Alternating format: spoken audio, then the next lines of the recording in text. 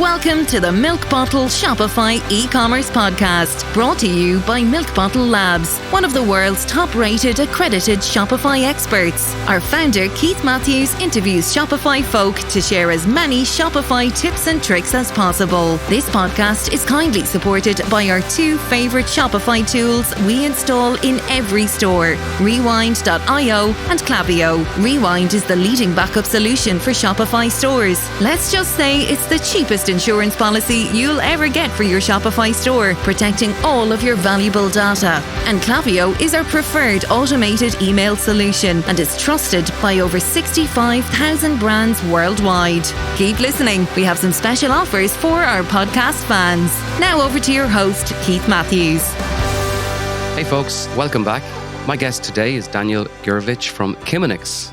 Daniel is based in Tel Aviv, and Kimonix is a wonderful, wonderful Shopify app which adds personalization and advanced analytics to enhance your merchandising abilities in your Shopify store. It fills a major platform gap in Shopify where sorting collections is limited and is sometimes passed to the team for execution.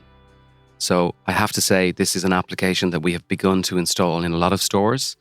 So Daniel, how are you? Hey Keith, how are you? Not too Pleasure bad. to be here. Thank you for having me. Always good, Daniel. Always good. We're on email back and forth. We're using your app. We spoke to each other maybe 9 months ago initially. And I remember when we spoke before, you're based in Tel Aviv. And am I right in saying that there is a very, very hot startup community over there? We're called the Startup Nation for a reason. Yeah, basically many entrepreneurs here, many startups. Marion, you can see it all over the news all the time. The investments, a lot of unicorns, a lot of new companies, tech companies. So yeah, things are blooming here in that sense. Daniel, is there a reason for that culture? Is it driven by the government? Is it driven by the education system? Like, how does that all of a sudden rise? I mean, that's not a new thing. I'm assuming it's taken years and years to build that culture. I think that if we get into it's a more general, cultural conversation, but I think that Israelis are never relaxed. And sometimes it's for the good. Yeah. We're always thinking about more things and how to do it, how to promote things, and always thinking about how we can do things better. So I feel that there's a really big trend of this mindset here, and it's the results are shown. Before we go into the app in detail, Shopify has a number of platform gaps, and like any platform, it's not the ideal platform. It's not a perfect platform. Of course, it is the ideal platform for many people, but when you dig in a little bit deeper, there's always areas that it can improve, and there's always improvements being made. But there's one area of Shopify which is lacking, and that's the area of product sorting. And for example, in Shopify, if you sort your products by the best sellers on the actual platform, you can't dictate whether that's 30 days or 60 days. So for example, if you want to build a music chart, which is automatically updating for the last 30 days, your best sellers or your top 5. You can't do it in Shopify. So your app absolutely addresses that. So before we go into it in detail, just give the listeners an overview of exactly what Kimonix does. Basically, what we do, we help Shopify brands boost sales and optimize their inventory using smart personalized collections. All right. We integrate what we do, basically in a nutshell, we integrate data from the store and from Google Analytics. And using advanced analytics, we allow the customers to create smart automated collections and then form a sorting strategy using advanced parameters and one-on-one personalization. All right. So the goal is to create an ROI-driven strategy that balances personalization, sales, inventory, margin, and many more parameters, based on the business needs of each collection. So each collection has its own needs. I've explained, obviously, the platform gap, but that's probably not the best way to describe it. I mean, every platform has improvements, but it is a problem that your app is solving, and it's a major, major problem. So, sure. To describe your app as a sorting app is a little bit light, isn't it? It's much more than that. We look at it as, we call it AMS, AI Merchandising Strategy. We're looking at it as a merchandising solution. That sorting is a big issue that we solve, because sorting is very critical for stores with hundreds and thousands of products, because on average around 75% of clicks are done by customers on the first results page. So those stores the sorting strategy is really crucial for them. And there are so many parameters you need to take into consideration. And like you said, Shopify allows, and also other apps on Shopify App Store, they allow just to sort by one parameter. And this is one thing, one parameter. And the second thing is that the time period that it's analyzed is all time and not a certain period of time. That is very important as well, because you might have a bestseller from last season that is, if you're looking at all time, and now you don't want that to be sorted on top if you're sorting by bestsellers. So this is a really important thing. And with Kimonix, you can use as many parameters as you want. And as we said, we have advanced parameters, really advanced parameters, other than the basic ones. So like we said, we have personalization, but we also have conversion rate and inventory and days to finish inventory and the amount of variants in stock and the reviews in the store, days in store, discount, etc., many more. And then you can use as many parameters as you want and set the influence of each parameter on the sorting algorithm. Let's just run an example, okay? If I have a store and it has 10,000 products and I want to create a collection which will automatically update on the homepage, which will push my high inventory items, which are all also high margin, but low converting because I need to sell them, you're saying that your app will automatically decide which products in that collection can be assigned based on those attributes. Is that right? Exactly. You can use parameters like the amount of inventory, the inventory value, the how many days it will take to finish the inventory, that indication for slow movers, the margin, the real margin after all the promotions and discounts in the store. So you will take parameters based on that need, on the collection business need, and then create that strategy accordingly.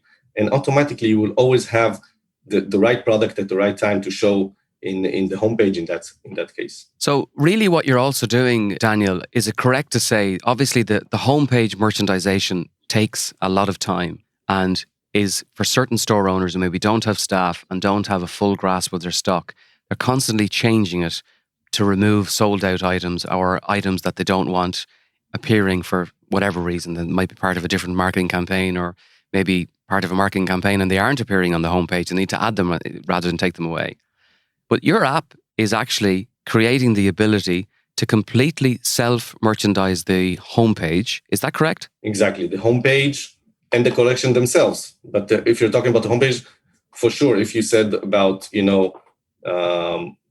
like the items that you want to promote and move their inventory, or the bestsellers, or potential products that are rising. So you're setting the strategy accordingly, and then it will automatically always have, like I said, the right products for that need. So Daniel, if you were to list out the top 4 features of Kimonix, what would they be? We have, first of all, let's start from the beginning. The beginning is to create a new, we call it a super collection. You create a new collection using our app. Basically, it's the same idea of an automatic collection on Shopify, but you can use a lot of advanced parameters in order to do so. And this is the first thing that we provide over Shopify. And the second. So Daniel, that's really, really important, because what you're actually doing, just for the listeners, you're actually giving the listeners the ability to create a collection with rules in your app, and then it gets pushed to Shopify. Exactly. Once you create the collection on our app, it's generated on Shopify admin, and then you can use it as you use any other collection. You put it in the homepage, you put it in the navigation, in the menu, wherever you want. You use it as any other app. By the way, some customers, they use the smart collections also for the marketing, because they use it for the product feed, the automatic product feed for Facebook and Google, and then automatically control the ads of their campaigns. Very good. Very good. And to make things even more complex and advanced, we provide the ability to create a multi-segment collection. That means that you can create within the collection multiple segments. For example, let me give you an example, and you will understand through that. If you have multiple brands within the collection, let's say you have a shoes collection with Nike, Adidas, and Reebok, and you want the Nike the Nike products to appear first, and then the Reebok, and then the Adidas. So you create the first segment with only products that their vendor is Nike. And then you create a sorting strategy based on that. And then you create another segment for Reebok and another segment for Adidas. Another example is with Swarovski, one of our customers, is that they wanted certain collections to put all the discounted products first, and then create a sorting strategy that moves non-moving inventory, and then put all the the full-priced products at a bestseller strategy. This is another example. So you can really control. This gives you full control and maximum agility when creating and managing the collection. So you can create a single collection to sit on the homepage or anywhere else in the site. I mean, it doesn't have to sit on the homepage with multiple brands and create distinct rules for each brand. And that could be around inventory. But more importantly, it's also around profitability, because you've mentioned margin, you've mentioned bestsellers. Now, let's take a short break to talk about our sponsors. Rewind.io is the leading backup solution for your Shopify store. Did you know that there's no way of recovering lost data? If your store is gaining traction, app developers or multiple staff may enter your store, and there's absolutely no way of fixing human error. Rewind.io allows you to rewind your store back to its original state, so you can reduce your business risk immediately with the Rewind app.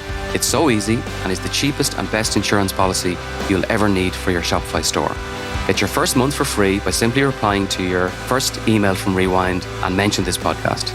Now, regular listeners will know I love Klaviyo. It's the single biggest revenue generator I've ever seen across hundreds and hundreds of Shopify stores I've been in. Klaviyo's data-driven marketing automation platform is sophisticated enough to power those legendary campaigns from the big brands you admire, but they make it simple, they make it easy, and they make it fast.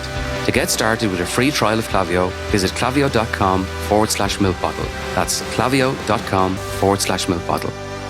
I also note from using the app that you're connecting Google Analytics back into the app.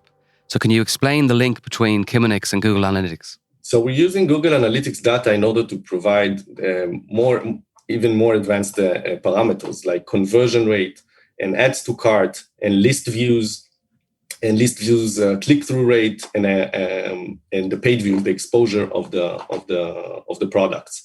So this gives you a better idea of the product. Let's say you're creating a bestseller collection, and a lot of merchants, they only use the sales quantity to understand which are the best sellers. But I'm saying just because a product is sold the most doesn't mean it's your best product, because maybe another product has less quantity of sales, but the conversion rate is higher, and the marketing budget was lower, and the margin is bigger.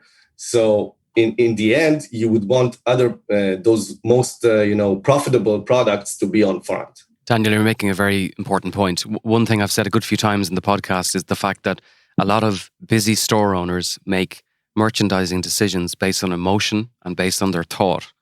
And what a lot of the time, that emotion and that thought can send them in the wrong direction.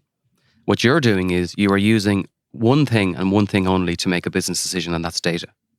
And that is very, very powerful stuff. Now, the feature that I love, I just love it. I think it's the simplest thing that you can have in any app is the ability to push out of stock products down or name a new product, define a new product by the actual time or distance that it's been in the store. So can you explain those two features? Yeah. So just for each collection, you can just click on that checkbox and have each product that is out of stock just push down automatically to the bottom of the collection. That happens, of course, automatically. And for new products, you can set the number of days since it was created to be considered as a new product. So if you want all the products that has been created in the past 30 days to be considered new and be pushed to the top of the collection, that's no problem. So you can do that, but you can also use the segments if you want to pin products to the top, to pin certain products to the top. So can you explain the segmentation of the new products? Explain how that's done in Kimonix, Daniel. So you can create, like we said before, we talked about the segmentation, the multi-segments collection. So you can use it in multiple ways. You can use it for whatever you want. So you can use the push up new products, but you can also put a first segment that puts all if you want only 3 products You want only 3 of the newest products. You don't want all the new products to be on top. So you can use a segment and maximize the number of products to 3 of the newest products that you have. And then the first 3 products, the newest products will be on top. And then start from the second segment, displaying what you want. So this way you can really control in any way. You have full control. This is what we feel like we bring the closest combination of control and manual decision, but using automation and data. Yeah, look, I'm with you 100%, and I've used it. Can you explain to the listeners exactly what you mean by AI and how that works in the app and your plans and where you're at with that? Yeah, so basically, first of all, the personalization. You don't have to use the personalization when using our app, but when sorting using personalization, basically what we do is using one-on-one real-time session personalization. We look at which products does the customer look at, clicks on, views, etc. And then from that, based on the purchase history of all the customers in the store, all the products, all the orders, we can tell by similarities of other customers and products, which products this customer is most likely to purchase. So, and that we take that part as one parameter, and then we integrate it with all the other advanced parameters.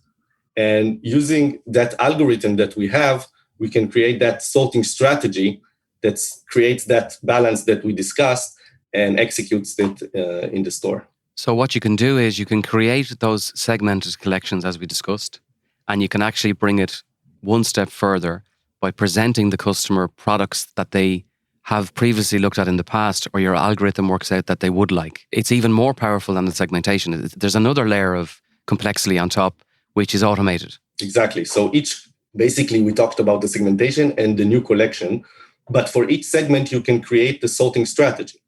So this is the second feature. You can sort these segments and collections that you created in our app, or you can also sort existing collections from your Shopify store. And when we're talking about the sorting strategy, like we said, you can use that AI personalization and all the other advanced parameters. You can use our predefined and recommended templates for sorting based on your need, or you can customize your own and then set the parameters that you want, set the influence of each parameter on the sorting algorithm, and then let it fly by its own. Yeah, you touched on an important point, and I want you to go back on that. Within the app, as a basic user, you have access to a number of pre-built templates, don't you? Can you give us some more details on those? Yeah, so I'm an e-commerce and retail consultant in my past. So I've been working with hundreds of companies from small and medium to retail enterprises in all over the world. And also from that was the beginning. And then we optimized it as we collect of data of customers, and we understand better and better how to, also create ROI-driven strategies. So the first one, the most popular one that we promote the most is the ROI-driven one, right? So boost your ROI template. That is highly recommended and a lot of customers use. And that is the balance of promote your best products. Also, it considers inventory and margin and sales, of course, and personalization, but this would increase the ROI. And we also have a template for optimizing your non-moving inventory. Like we said, in like a sale collection, the products that are not moving very well. So you can create that, and that will use other parameters like days to finish inventory value, stuff like that. Other than that, we have bestsellers, clearance, back in stock, stuff like that. And you also have a feature where you can create a automatically curated collection for the user and then push it out on email. Can you give us some more details on that?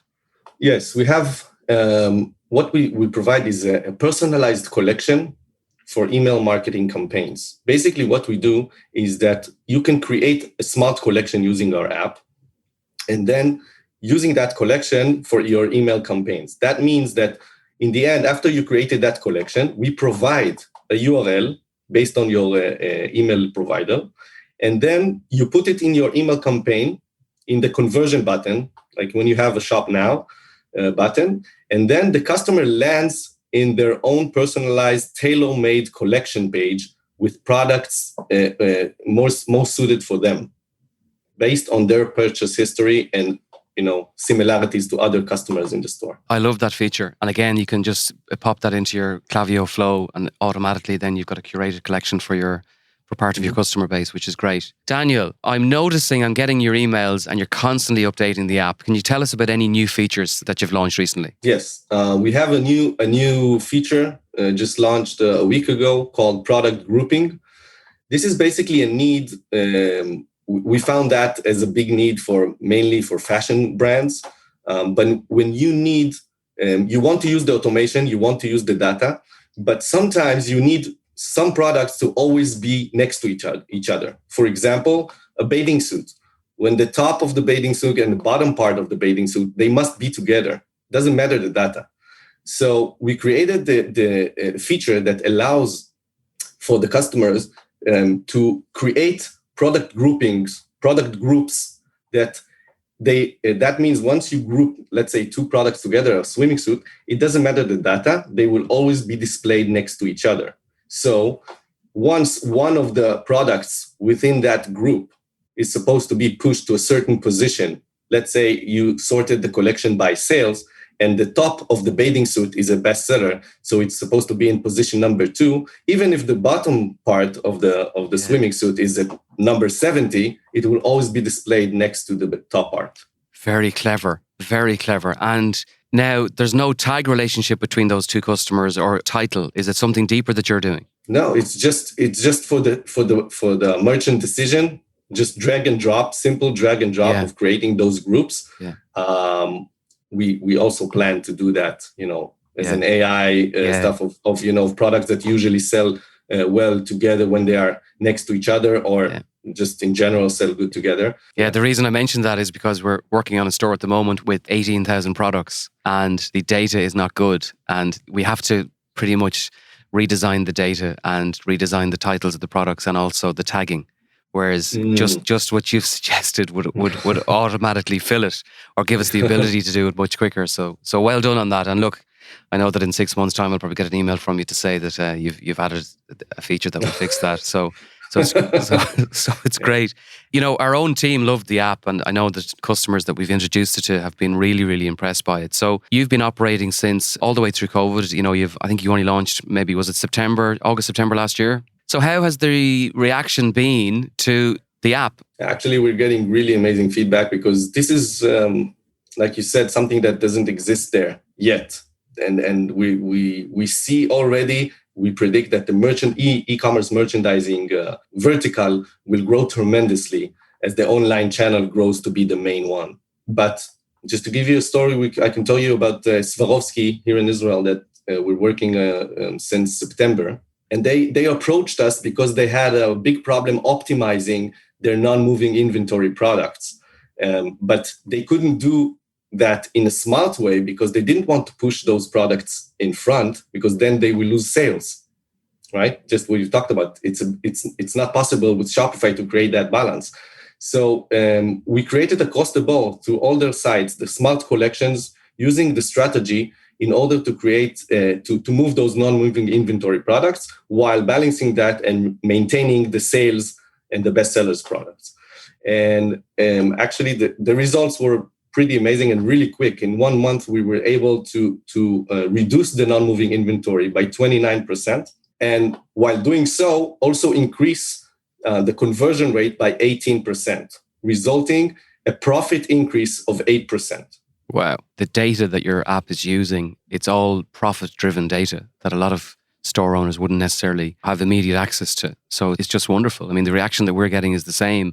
The reaction that we're getting on a number of stores that have a high volume of products is the fact that their staff don't have to go in 2 or 3 times a week and constantly check that the collection that's on the homepage isn't sold out. The hours of effort that is reduced alone, that's not always valued by using Kimonix, is just great. Daniel, it was great to have you. I think we'll talk again because I know that in 12 months you'll have learned so much more about your customer base and about your app. You'll probably double the set of features on it and we'll be tracking you. So it might make sense to have another chat maybe in 6 or 12 months' time. But in the meantime, thank you very, very much for your time. Thank you. It's been a pleasure.